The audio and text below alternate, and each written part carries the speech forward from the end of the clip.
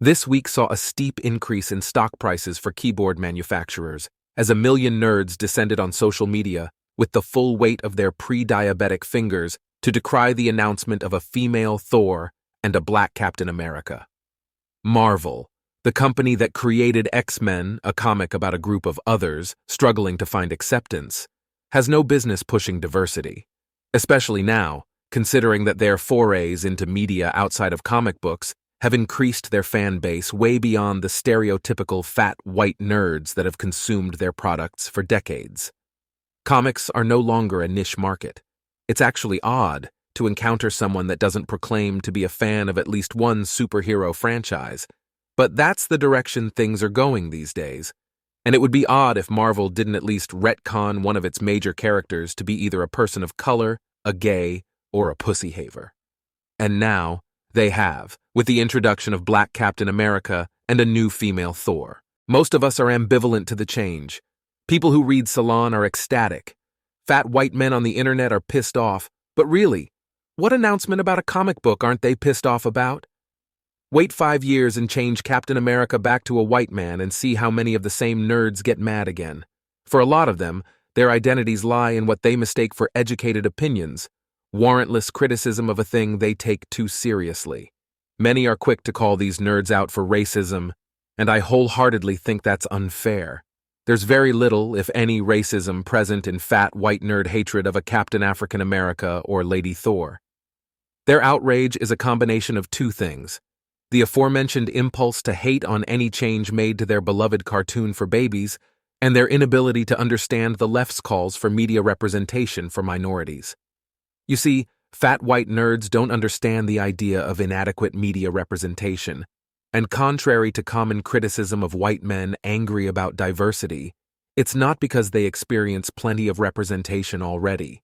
In fact, it's the exact opposite reason. They don't actually want to see themselves on TV, and they can't understand why anyone else would either. While it is true that fat white nerds are still white men, they aren't TV white men. And you'd be hard-pressed to find a fat guy with bad facial hair on a television show that isn't acting like a complete stereotype. You really think an obese neckbeard sees anything more of himself in Don Draper than you do as a woman of color? Of course not. Don doesn't represent him, and he knows it, but he still watches. Why? Because it's television. Fat nerds love to watch television. Fat nerds love to look at anything that isn't a mirror.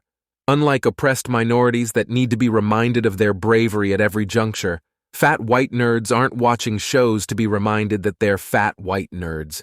They're watching shows that provide them with a sense of escape from their disgusting and mostly meaningless lives.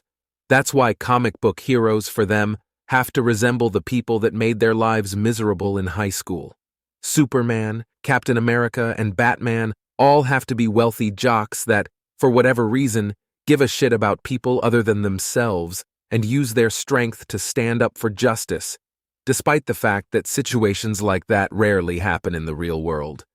And really, let's be honest, that's what makes them superheroes, isn't it?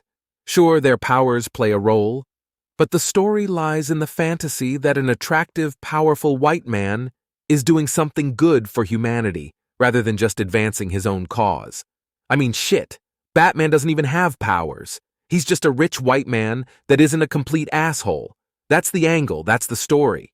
That's kind of the problem with a black Captain America. In the original Captain America, Steve Rogers is still an attractive and mostly able-bodied white man that just wants to kill Nazis and defend his country. If it weren't for his asthma or his flat feet or whatever, he would have been able to do just that. Luckily, the army invents a serum that makes him better at push-ups, and he's able to be the hero that every fat nerd wishes they could be. But even in Marvel's fantasy world, now with a black Steve Rogers, the idea of a serum that could reverse 400 years of inequality and oppression and somehow make black Captain America forget that he can't eat in the same restaurant as white Captain America is a bit too ridiculous.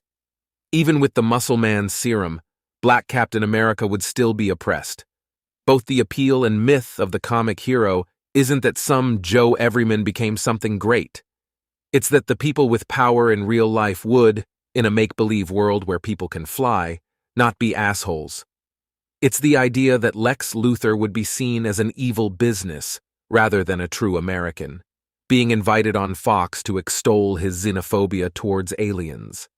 It's the idea that Bruce Wayne would be the Dark Knight and not the Wolf of Wall Street. It's the idea that bullies don't exist. That's why nerds are rejecting the idea of black and female heroes. They don't like the idea of empowerment. They don't like the idea of self-improvement and accomplishment. They like the idea of the world being a completely different place, where the people that make their lives miserable behave in a much different way. You're taking something that's about delusion and making it about aspiration, and that's very unsettling for people who don't believe in exercise or social skills. So, let the nerds be mad. They'll get over it. But until they settle down, remember that they're not being racists, they're just being nerds.